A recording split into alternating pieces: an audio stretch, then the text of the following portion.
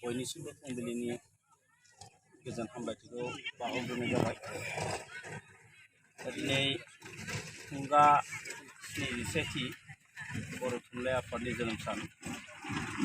बे जोनोम सानजों लोब्बा लाखिनानै साननैनि हाबाफारि लानानै 15 आरो 16 बे बर' थुनलाइ आफादनि जोनोम सानखौ खुंफुंनो लानायनि जोंहा दा नैथि हाबाफारि 15 साननि 15 खालारनि दा बे 15 खालारनि दिनै बे नैथि हाबाफारि बायदियै जोंहा दङ गाहाय दरखं बेखेवनाय।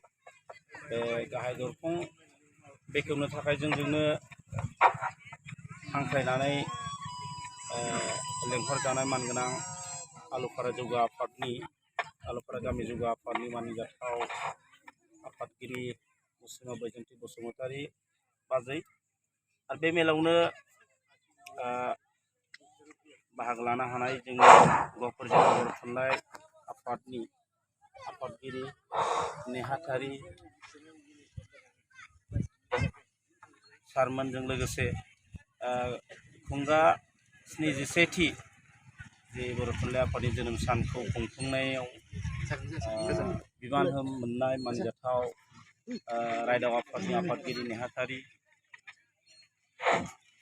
लोगोसेयैनो बे रायदाव आफादनि गुबुन गुबुन बिबानाव थानाय मानगोनां सोद्रोमा नोंथांमोन, दैदेनगिरि नोंथांमोन आरो बे हाबाफारियाव बाहागो लानाय मानजाथाव जोंनिनो अनजालु फरायसुला फरायसुलि नोंथांमोन। दा जोङो गाहाय दरखं बेखेवनाय बे गाहाय दरखं बेखेवनायनि सिगां जोंहा हांख्रायनानै लेंहरजानाय दरखं बेखेवगिरि मुसुमा बैजोंथि बसुमतारी बाजै बिथांखौ जोंनि रायदाव आफादनिफ्राय लोगोसे जोंनि गहपुर जिल्ला बर' थुनलाइ आफादनिफ्राय गांसे आर'नाइजों बरायग्रोनानै लानो सानदों। बेनिखायनो रायदाव आफादनि नेहाथारि मुसुमा जायख्लं बसुमतारीखौ बे मानखौ बावहरनो थाखाय खावलायनाय जाबाय।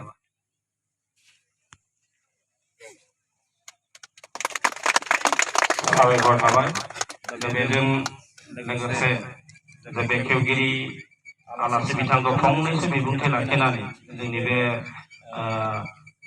21थि बर' थुनलाइ जोनोम साननि जि गाहाय दरखं बेखेवनाय बे दरखं बेखेवनाय हाबाफारिखौ मावनो थाखाय आङो खावलायनाय जाबाय।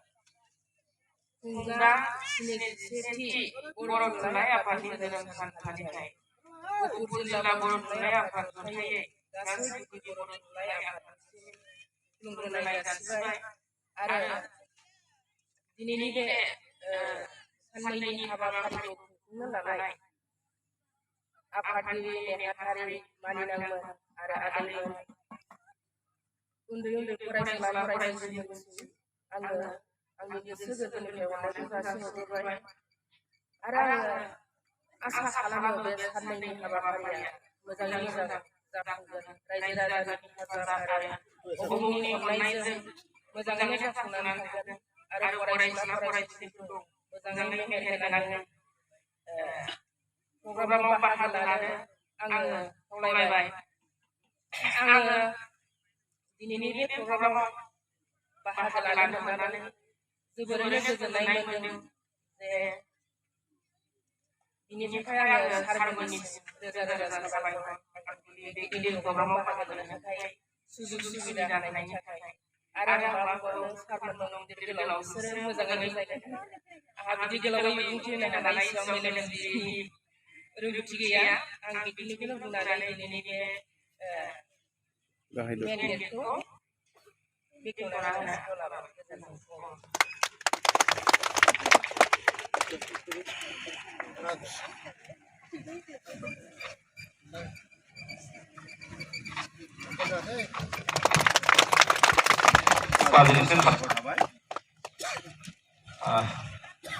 थ'नो दा हाबसु